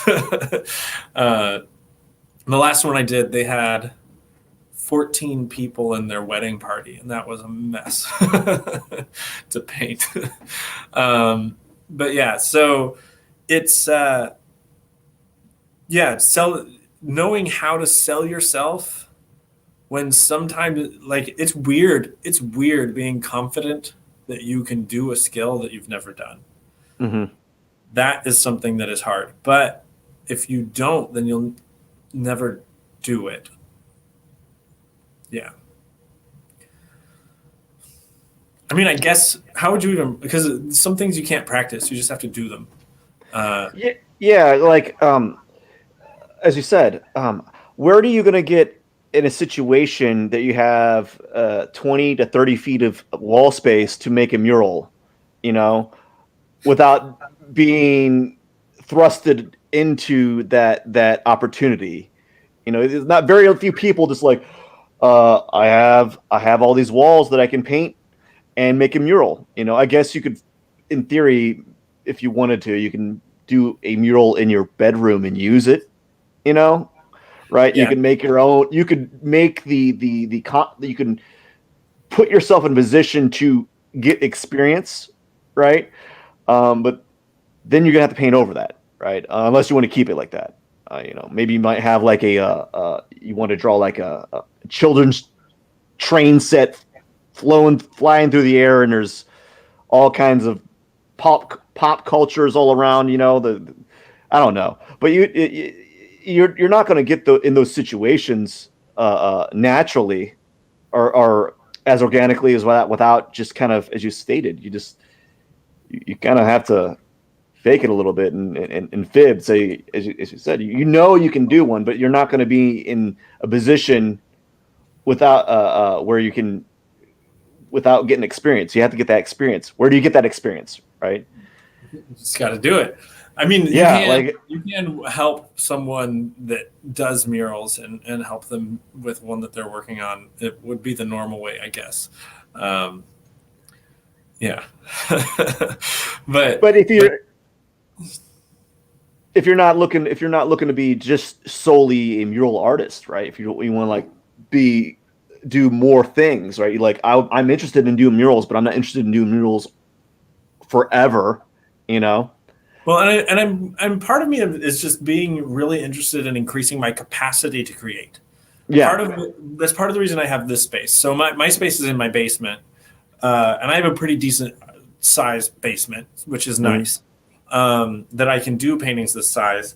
That I have a workspace. I built a drafting table that's 8 feet long, and it's 8 feet long so that I can lay out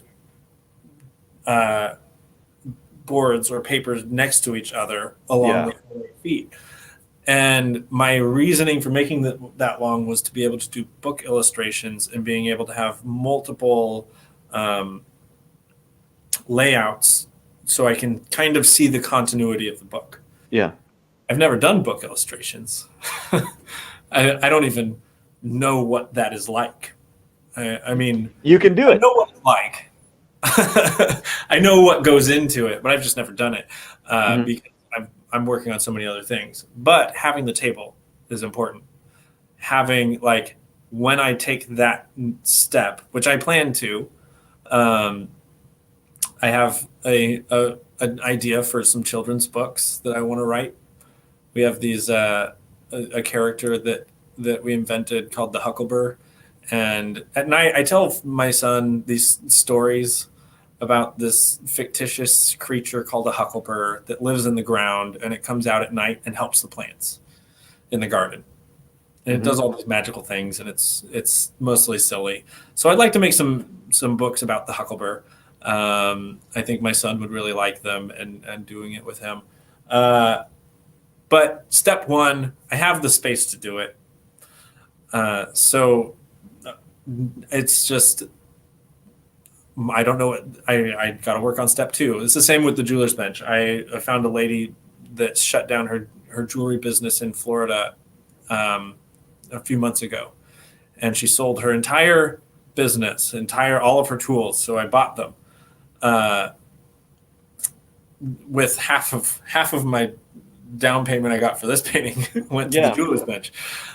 So when this is done, I can start working on making some jewelry because it's something that I really like. I remember I did it a lot in undergrad, and it's because it's really hands-on, very different than this, different thought process, that it's something I can bounce back and forth between, and that's really nice. So just increasing the capacity to work. So that's what I think about, like, pretending I'm going to do every project. When I'm building my studio, I am building it thinking about a project that I might want to do, but, like, be serious about making sure I'm able to do it. So that's where I kind of that's part of what I'm always thinking about future projects and laying groundwork. Everything you do can be groundwork for something. Yeah. But you don't have to know what that something is. You're just kind of laying groundwork. I don't know. It's not a really good way to structure most things. Like, you don't build a house without knowing what the roof is going to look like. But I feel like that's kind of what I am always doing, is just, if I can increase my capacity to create, then I won't be limited later. Yeah. You're setting yourself in positions that you can, grow, right? If you didn't have that jeweler's bench, right, that equipment, you wouldn't be thinking about making jewelry, right? If you didn't have that 8-foot area to set aside for your children's books, you wouldn't be thinking about Huckleberry. Is it Huckleberry? The Huckleberry, yeah. Huckleberry. You wouldn't be thinking about that, right? So you're maybe you are thinking about the frame of the house. Just you're thinking you haven't got the idea of the house, but you have, like, the framework, maybe. Right. Yeah. Well, and I think that's what's important about starting new projects, is having that, like, even though this is what I'm working on, if I can take a step in any direction that is just moving forward in some area of my work, I will always take that step if I can, even if it has nothing to do with what I'm working on right now. So things like connecting with the conservation department, when I actually think about that and how this painting, no one's buying it, I don't know if I'll ever be able to sell it or if I'm going to finish it or when. Well, I will finish it, but I don't know when. Could be years from now. Like, when I actually think about it, reaching out to the conservation department to talk about the possibility of some kind of project together, unknown project, unknown who even knows what it'll be sometime in the distant future, seems really silly when I think about it. But it is a step in a direction that it's like it doesn't hurt to take that step, because it gives me a little bit more understanding of what is even possible in that direction. Yeah. Doug,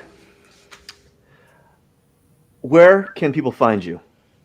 All right, I have a website. I don't update it that much, but it is there. It's dougweaverart.org.